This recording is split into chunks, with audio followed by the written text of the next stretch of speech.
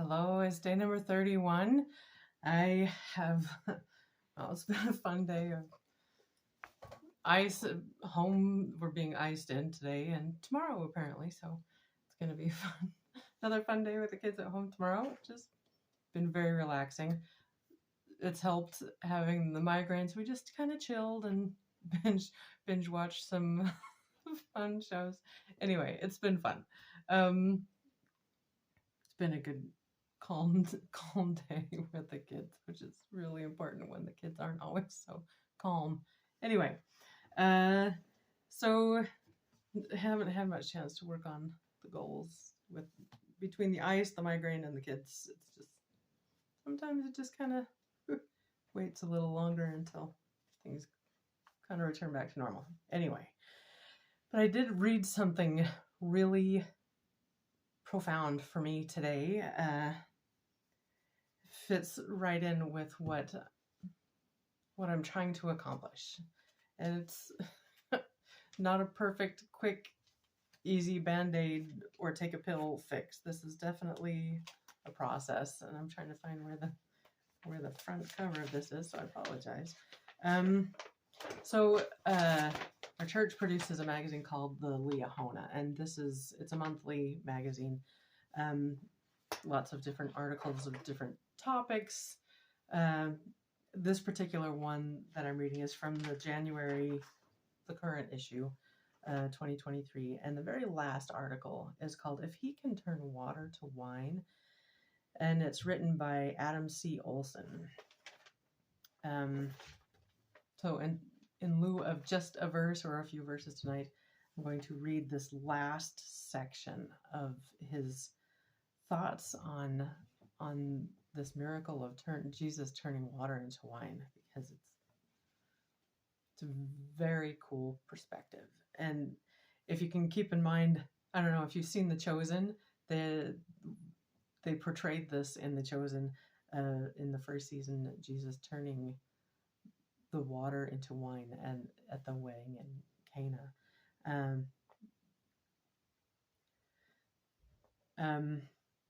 He points out, the author of this article points out why this is so miraculous and so cool. It's the third part of his article. There are three different important points he's trying to make. And the third point says, the Savior directed the servants to fill 6 water pots of stone with water, and they filled them to the brim. That's quoted from John 2:6-7. While experts have suggested different amounts, it is probably safe to say that each pot held several gallons. Whether it's harder to turn 1 gallon or 100 gallons of water into wine, I don't know. What has changed my life is the idea that Jesus has the power to change one thing into something entirely different. He didn't just make wine-flavored water. He took water with its simple molecular structure and turned it into wine, a complex mixture of hundreds of chemical compounds.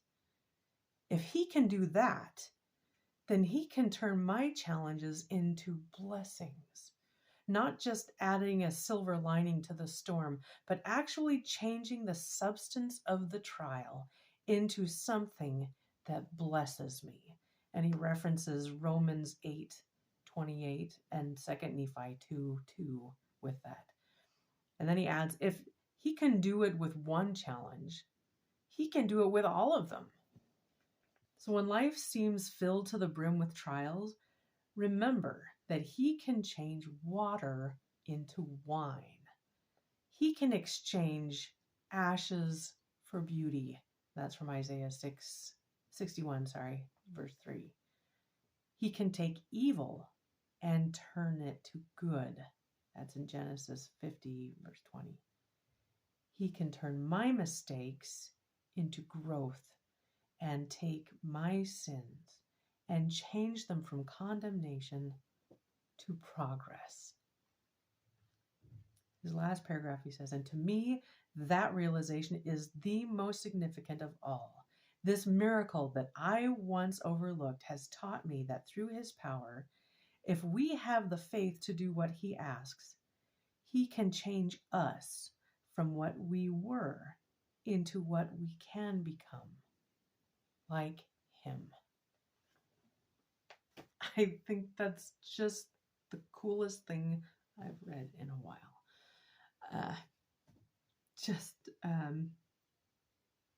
So the point that he makes isn't just that he can do it.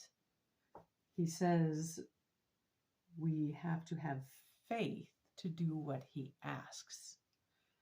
That seems to be the catching point. Oh, but I really want to do this. Oh, but I really don't. I'd rather. I saw a very interesting video on Facebook the other day about a guy handing the keys over to God, and then he gets in the back seat and he says, "Okay, God, I'm handing the keys over to you. You drive." And then he gets in the back seat and tells God where he should go. I thought that was very clever. Yeah, that doesn't work like that. If we want to be what he wants us to be, we have to be willing to submit. That's where I fall every time, because I don't always want to do that. Sometimes I just want to sleep, or sometimes it doesn't always work. And so I need to do better at stopping and asking, listening, and being willing to say, okay, I'll do that. So I have forgotten the last few days that I am praying that he will keep my feet. I need to continue praying for that. I need to write that on a list so I remember, please keep my feet.